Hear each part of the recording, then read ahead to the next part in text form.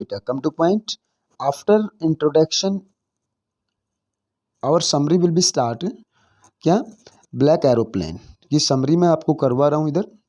तो यहाँ इस समरी में मैं आपको बताऊंगा और अकॉर्डिंग समरी ही आपने लेसन को रीड करना है।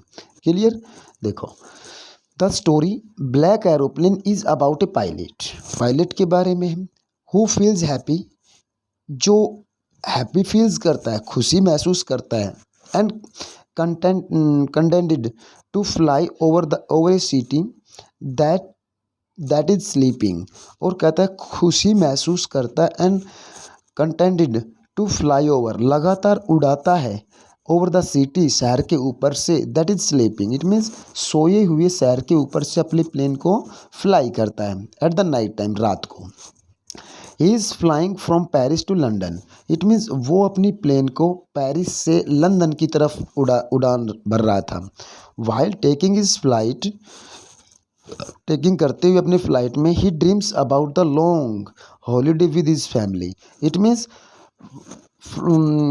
उड़ाते हुए प्लेन में वो अपने परिवार के साथ जो अपनी हॉलीडेज थी उनको बड़ी खुशी पूर्वक बिताने की इमेजिन कर रहा था, सपन ले रहा था।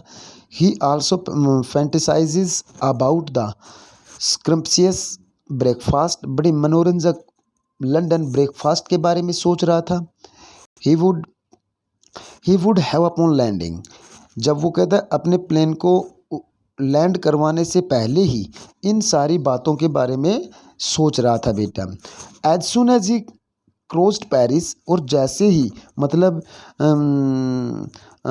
लगभग 150 किलोमीटर बिहाइंड पेरिस, मतलब पेरिस से 150 किलोमीटर आगे, उसको ही गेट से लुक ऑफ डार्क क्लाउड्स, कहता है उसने देखे काले बादल, काले बादल लाइक माउंटेन, ब्लैक माउंटेन की तरह 150 किलोमीटर पेरिस से चलने के बाद में काले बादल देखे।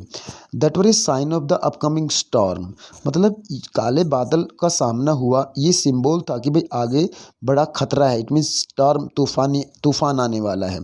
The right decision would have been to turn back to Paris for the sake of safety, मतलब द राइट डिसीजन हो सकता था कि भाई उसका सही निर्णय होता अगर वो वापस पेरिस आ जाता, द सेक ऑफ सेफ्टी, अगर सेफ्टी को ध्यान में रखते हुए अगर पेरिस आता है वापस तो उसका सही डिसीजन होगा। बट परंतु he being overshadowed by dreams, कहता लेकिन अपने ड्रीम्स को प्रायोरिटी देते हुए, and not wanting to delay them, और परिवार के पास पहुंचने में कोई देरी करे बगैर वो आगे अपने प्लेन को कंटिन्यूली फ्लाई करता रहा, उड़ाता रहा। Risk the life of his passengers and he head straight, कहता है और आगे बढ़ता गया इनटू द स्टॉर्म, तूफान में।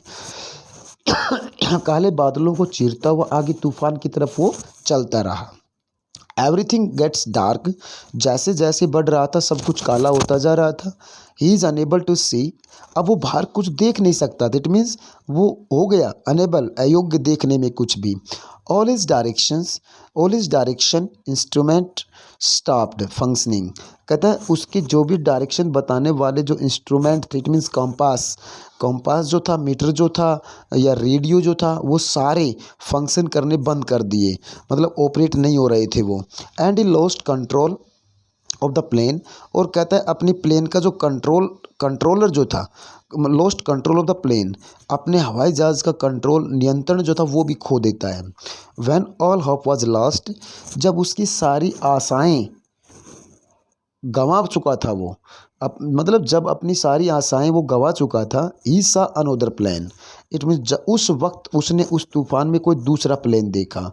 Whose pilot was more than willing to risk them, मतलब ऐसा प्रतीत हुआ जैसे कि दूसरा हवाई जहाज ब्लैक एरोप्लेन जो मिस्टेस प्लेन बताया, उसका जो पायलट था उसकी more than willing to risk them, कहता उसको रिस्क मीन्स क्या होता है बेटा? बचाना, कहता उसको बचाने की जैसे उसकी इच्छा हो, राइटर को बचाने की ब्लैक एरोप्लेन